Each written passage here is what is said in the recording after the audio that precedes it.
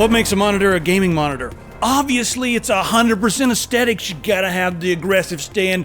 It's gotta be red, man. No, really, there's a few things. So the three key things that make a monitor better for gaming than another monitor are refresh rate, response time, and the input lag. Now, this monitor here from Pixio that you're looking at right now is the PXC32. And this is the perfect example of a gaming monitor. This is why we're making this video. When it came in and I was like, guys, this is like the quintessential example of what a gaming monitor should be and is. It also has a curved screen, which some of you love and some of you hate, and we can discuss that as well, but it has all of the features that make up a gaming monitor. Now, a regular monitor usually has a refresh rate of 30 to 60, and that means 30 to 60 times per second. It's refreshing the entire screen. So if you're playing a game and the frame rate is 100 frames per second, it's going to be going faster than your monitor, and you're going to have to use something called VSync, or else you're going to get screen tearing. Now, what is screen tearing? Screen tearing is when your game is faster than your monitor can't keep up, and so your game is actually throwing out more frames than your monitor can render per second. So what ends up happening is you'll end up getting screen tearing, where like part of the frame is one thing and the bottom half of the frame is another thing, and as you can see on the screen here, it's really ugly to look at. Now, in order to fix that, monitors use something called VSync, and what that does is it locks the frames that are coming out of your graphics card to the refresh rate of your monitor. So if your graphics card is giving you 200 frames a second, the monitor is going to show you 60 of those. That's it. It's not going to show you anymore. It's just going to throw 60 on the screen. Now, the problem with this is if your card is rendering more, it may actually look a little stuttery. It's not going to give you the tearing. You're not going to have all those lines all over your screen, but it's going to be a smoother experience. Now, the third option is GSync or FreeSync. FreeSync is basically adaptive sync. It's an open technology, and it's what AMD uses on their cards, and it's what this monitor has. Now, if you have this monitor with an AMD graphics card, you'll be able to lock the refresh rate on this monitor to the output of your graphics card, meaning if your graphics card's throwing out 45 frames a second, this monitor is going to show you 45. Now, this is a gaming monitor, so it doesn't just go to 60 hertz. It goes all the way up to 144, and there's some that go beyond that, but this one does a very respectable 144 hertz. So if your game's throwing out 120 frames per second, you're going to get silky, smooth performance, and it's going to show you 120 frames per second right here on the monitor. It'll only refresh when it gets a new frame from the GPU. So that is the best possible experience. Now, FreeSync monitors are a lot less expensive than GSync monitors. It's a proprietary version of the same damn thing that NVIDIA uses to screw you guys. So that's what GSync is compared to FreeSync. There's really not much of a difference otherwise, even though some fanboys are going to get in the comments and argue. Listen, guys, we know you're smarter than all of us. Great. That's what the refresh rate is. The gaming monitors are going to have higher refresh rates. The minimum refresh rate for a gaming monitor, in my opinion, is about 120 hertz, and then they can go up to 240 hertz and sometimes beyond that. But there's a limiting factor, and that is the resolution of the monitor. It's all about how many pixels you're going to be pushing per second. So if you've got a 4K monitor, that is not going to have as high of a refresh rate. I've seen some of them get up there, but it's really difficult to have a high refresh rate. And a lot of times your HDMI and your DisplayPort cannot do what you can do with a smaller monitor.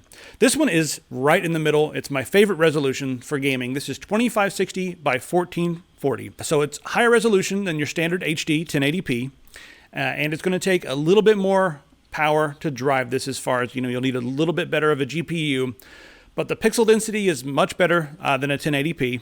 So you have better quality there. Guys, it looks so much better, in my opinion, having a 1440p over 1080p. 4K looks great, but for a lot of the technology that's on the market right now, it's overkill, and it's also going to, hinder your frame rate and keep it down below 60 FPS. And if you want really, really smooth frame rates, 1440p with a really good GPU is going to give you the best possible gaming experience, in my personal opinion. So those are the three resolutions as well that I would consider to be good for gaming: 1080p, 1440p, and also 4K. So those are the three. All right, now let's talk about response time. You'll see a lot of pro gamers going crazy about 1 millisecond response times, and they're using something called a TN panel. This, on the other hand, is a PVA panel, type of IPS technology, and this is going to have a slightly slower. I mean, I don't think most people are going to be able to perceive it, because the response time on this one is 4 milliseconds.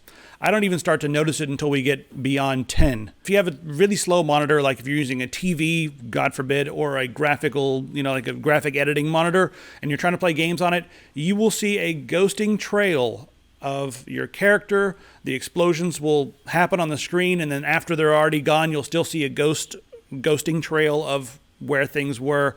It gets really confusing and it's really dizzying. Most monitors are pretty good, even non-gaming monitors. But a 4 millisecond response time on a PVA panel like this is going to give you like the best of both worlds. Now, TN panels, they're fast. They're really fast. In order to be as fast as TN panels are, they sacrifice color quality. So that, sometimes I think they look washed out. And, when I'm playing games, I play for, number one, I like, really silky smooth. But I like aesthetics. I like the look of the game, and I want to experience it in all the color glory. So I go for an IPS panel or a PVA panel like this one. PVA panels give you really nice blacks, so you're going to have that. They give you pretty good contrast ratio and much better color than a TN panel. So I'm completely sold on a monitor like this, because you get better color, and you also have really good response time, like 4 milliseconds. Now, the last major thing that you need to be aware of when looking at a gaming monitor is the input lag. And anything that calls itself a gaming monitor is going to have good input lag.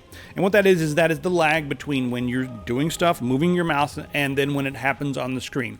Now, with some graphic workstations or medical monitors or even television sets, if you guys want to game on like, whoa, I've got a 50-inch TV set. If you're going to game on that and you plug up your computer to that, you're going to notice that a lot of times when you move your mouse, it feels like your mouse is drunk.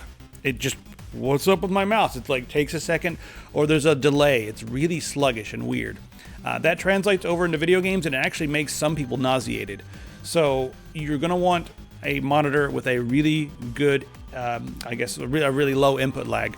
This one, you're not even going to be able to perceive it. On most, even on most laptops, you're not going to be able to perceive it. So most decent monitors are going to be completely fine. The biggest input lag is going to be the human in this entire chain.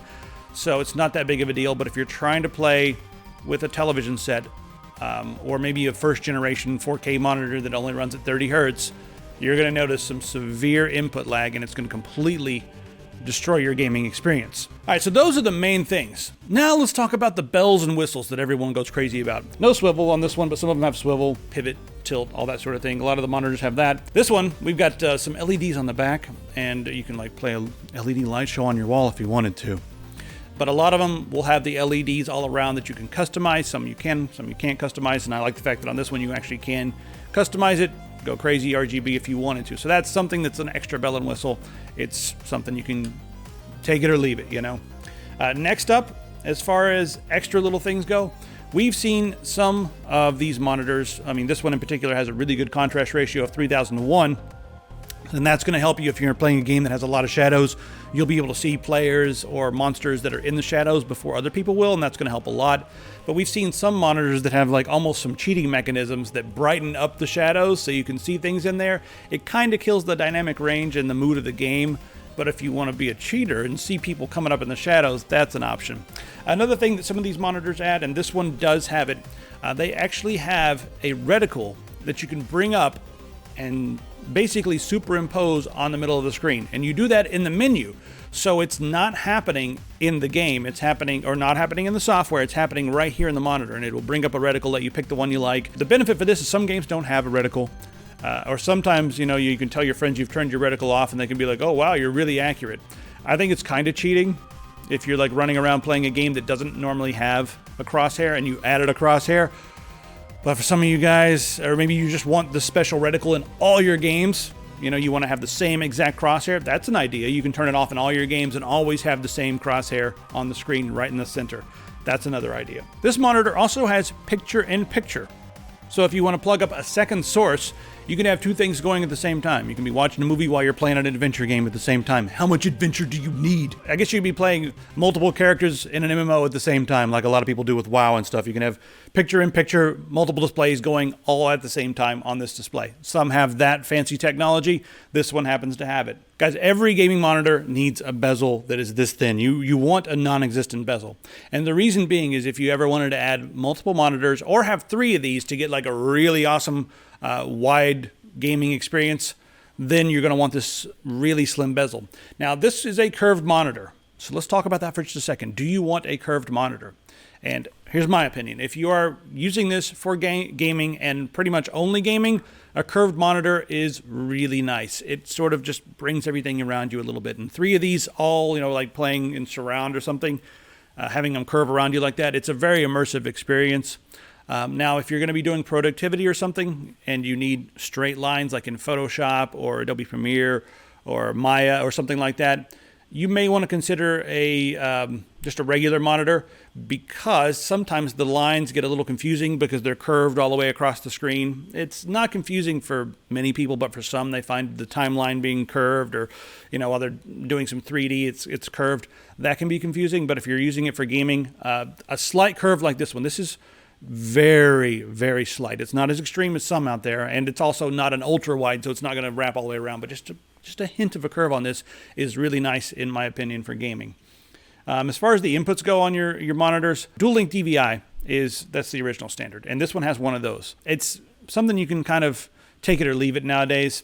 The main thing you need is DisplayPort, because that's where you're going to get your GSync or your adaptive sync, FreeSync. That's going to be through DisplayPort.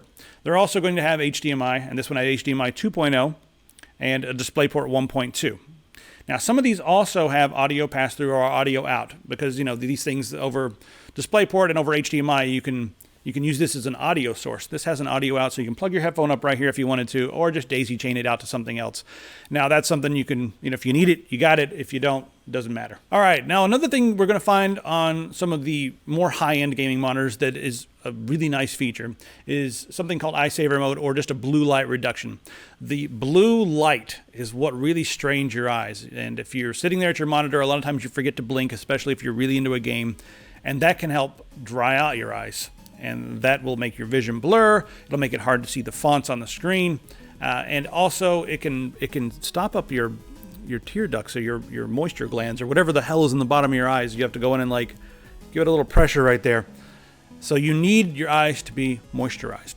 Removing the blue is one way to remove a lot of the strain that you get at nighttime. Especially at nighttime, you want to do that. And a lot of you guys run programs like Flux and stuff like that. Doing it right here on the monitor is probably easier and a better way to do it. And last but not least, just be mindful, guys, that while you're sitting there at the computer, you are not blinking as much as you should. So just try to remember to blink. I know it's weird. It's an involuntary action. Just remember you need to blink. There's a couple more things I want to mention that are must-haves for someone like me. Whenever I buy a gaming monitor, the stands are cool and all that. Yeah, you get this big stand. I like them to be at least high enough so that I can sit eye level with it. I don't want to be looking down. I've got some monitors stacked on books, because if you're sitting there all day long and your head is angled down, you're going to develop some neck problems. And we want to be healthy, just like we were talking about with the eyes. So make sure your monitor's a little bit higher so you can look it right in the eyes. And that brings me to my next point. I won't buy a fancy gaming monitor unless it has a good stand or a Visa mount. Now, this one has a stand. When I first looked at it, I was like, there's no Visa mount on this, is there? And sure enough, they've included an adapter that will allow us to use a 100 or a 125 millimeter Visa mount on this, and that's so you can use a monitor arm or an alternative stand. So you got to have that, in my opinion. Some of you guys may not agree with that, but that's fine. Now, last but not least, let's talk about the size. And this one also, when it came in, is my favorite size for a gaming monitor. It's 32 inches, 1440p. And at my desk over there, I've got a 40-inch 4K. Now, some of you guys may have, like a 20, 22-inch, something like that, 1080p. That's a little bit small for my tastes. The 4K 40-inch is actually too big. I have to, sit way back. Whereas the 32-inch is something I can push back about 2 or 3 feet on my desk, sit comfortably in front of it, and not get dizzy, not have to look all over the place. So it's really kind of a sweet spot having this resolution at about 32 inches. 27 inches is also a pretty good size for gaming, but I like a little bit bigger, but not quite 40 inches. For 40 inches, I want to be back at least 4 feet or so, 4 or 5 feet. And sitting it on your desk like I've got it on mine, it's not a very comfortable gaming experience. I tend to run my games windowed in the middle of the screen because it's too big at the full size. All right, guys, so let me know what you look for in a gaming monitor, and let me know what your number one most important feature is. I think for a lot of times, it's going to be the refresh rate. And once you play on a gaming monitor, Going back to a regular monitor is pretty painful. So you guys just know that when you're getting into this, you're going to be ruined from then on out. That's it. You're going to have the high refresh rate and the adaptive sync or the G-Sync. You're just going to have it for gaming. So again, the monitor that we're using here for our example is the Pixio PXC32, and the monitors that Pixio is making right now here in the USA are pretty much all the way across the board prime examples of good gaming monitors that are in about the right price range without all the extra nonsense that you have to have. I mean, some bells and whistles just like, I don't need that. They give you some bells and whistles, but they don't go crazy with nonsense that you don't need. So that's why I really like these guys. Check them out, and thanks to them for supplying this monitor for the video. Let us know what you think in the comments. And by the way, let me just get naked here. Shodan is watching you. It'll be a showdown with your wallet when you get over to epicpants.com. See you guys tomorrow morning. I'll be there or something. Turn it off.